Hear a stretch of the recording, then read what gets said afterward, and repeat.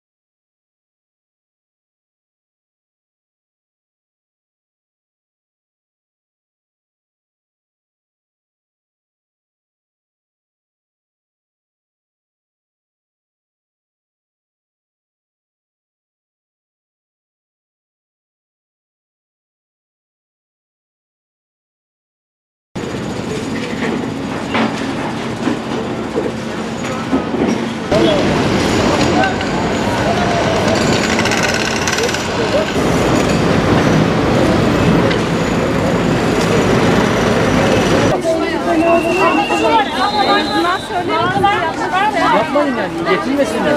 Anlıyoruz ya, yazık gerçekten ya. Abi şu çadırların hepsi bağış kabul ediyor. Ama şu an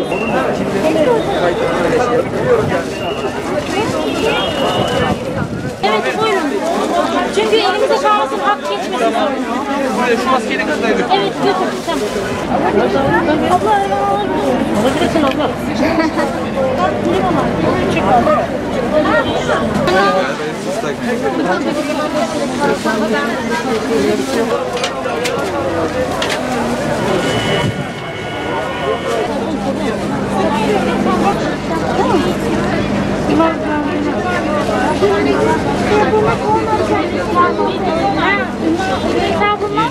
Soğuk sandık.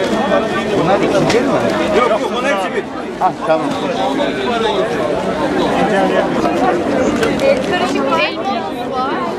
Yani geçtiğimiz Cuma gününden bu yana Türkiye'nin birçok yerinden İHA İnsan Yardım Vakfı'nın arama ekipleri buraya geldi. 32 ilden 287 arama kurtarma arkadaşımız buraya geldiler.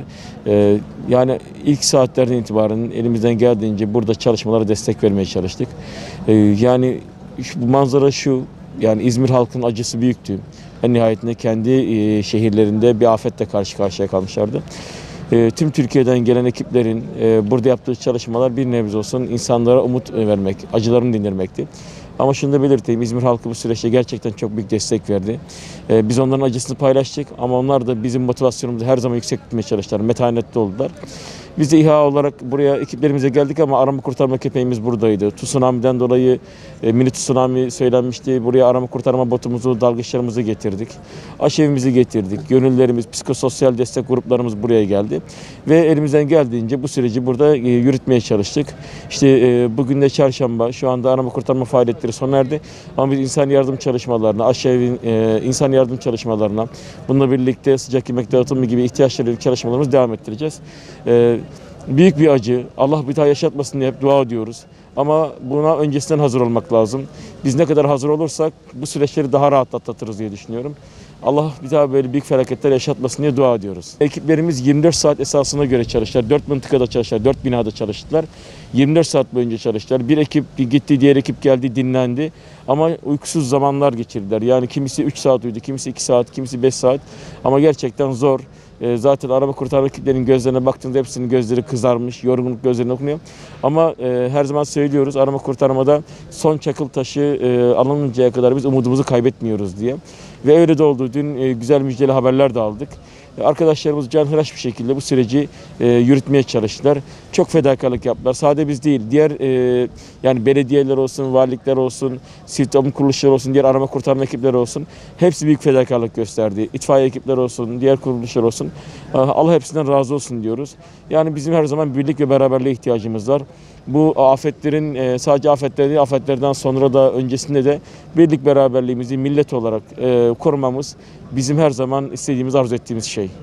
Yani ekipler zaten insanları motive eden o. Biliyorsunuz işte Elif bebeğin kurtulması, Ayda bebeğin kurtulması, bunlar tüm dünyayı hem de tüm Türkiye'yi ağlattı. Yani hep bizi gözyaşlarına boğdu. İşte kurtaran arkadaşlarımız İHA'dan da o ekiplerin içerisindeydi. Yani o çocukların gözündeki parıltıyı, masumiyeti, tekrar Cenab-ı Hakk'ın onlara bahşetmiş olduğu yeni hayatı görünce duygulanmak mümkün değil. Ne kadar hamd etsek az. Hayat kurtardıkça motivasyonumuz arttı. Arkadaşlar daha çok çalıştılar, daha çok gayret ettiler. Her zaman olduğu gibi yani arama kurtarma ekipleri ve diğer ekipler cansiperane bir şekilde çalışıyorlar ve çalışmaya devam edecekler. İlk günden beri ben Rıza Bey apartmanında değil, Emrah apartmanı ile başladım. Orayın tamamen enkaz kaldırma çalışmalarına kadar orada devam ettik. Sonrasında Doğanlar Apartmanı, son 2 günde de Rıza Bey Apartmanı'nda arama kurtarma çalışmalarında bulundum. Öncelikli olarak İzmir halkına geçmiş olsun dileklerimi, depremde hayatını kaybedenlere Allah'tan rahmet, yakınlarına da başsağlığı diliyorum. Allah sabırlar versin. Gerçekten geldiğimiz ilk andan itibaren İzmir halkının arama kurtarma ekiplerini kucaklarına basışı, misafirperverliği takdire şayan. Ekipler olarak da burada çok koordineli bir şekilde, organize bir şekilde çalışıldı. İşte AFAD'dan tutun, jandarma arama kurtarma, itfaiye ekipleri ve diğer tüm sivil toplum kuruluş arama kurtarma ekipleri gerçekten çok koordineli ve ekip halinde çalıştı. Keşke ülkemizde bu tarz olaylar hiç yaşanmasa ama bu hayatın bir gerçeği. Bunlar yaşanacak, bundan sonra da yaşanacak. Temennim o ki evet, bu depremlerle yaşamayı öğrenmemiz gerekiyor. Dolayısıyla buna dair binaların güçlendirilmesi, evet insan gücü bir yere kadar, işte gördüğünüz kaç günden beri bir binanın depremin enkazında çalışılıyor. Bunu yüzlerce bina olarak düşündüğünüz zaman arama kurtarma ekiplerinin yetersiz kalacağı, bu bir gerçek. Arama kurtarma gönüllülerinin sayısının artması, bunun dışında da binaların güçlendirilmesi gerekliliği vardır. Bizim için yorgunluk var fakat enkazdan canlı çıkardığın zaman yorgunluk bitiyor, tazeleniyorsunuz. Yorgunluğumuz bizim onlara bağlı. Oluyor illaki, insanız sonuçta, yoruluyoruz burada. Beden gücüyle çalışıyoruz. Ama dediğim gibi canlı çıkınca ne yorgunluk kalıyor, ne açlık kalıyor, ne susuzluk kalıyor. Her şey bedel. Biz Cuma akşamı hemen deprem olur olmaz yola çıktık. Bursa'dan geliyorum ben, İHA İnsan Yardım Vakfı Bursa Şubesi'nden geliyorum. Cuma günü hemen yola çıktık. Buradaydık akşam saat 8-9 gibi. O günden beri de bugüne çalışıyoruz. Emrah Apartmanı'na geldik ilk baştan. Orada çalışmalarımızı yürüttük. Köpeğimiz var burada, bir tane Altar. Altar'la beraber arama çalışmalarına katıldık. Altar'ımız bir tane Emrah Apartmanı'ndan canlı çıkmasına vesile oldu. Çok şükür. Burada da çalıştık. Burada da 2 noktada uyardı bizi. İşte geldiğimizden beri çalışıyoruz çok şükür. Allah bir daha göstermesin ama deprem bölgesindeyiz. İzmir halkına geçmiş olsun diyorum. Ölenlere Allah'tan rahmet diliyorum ve yakınlarına da başsağlığı diliyorum.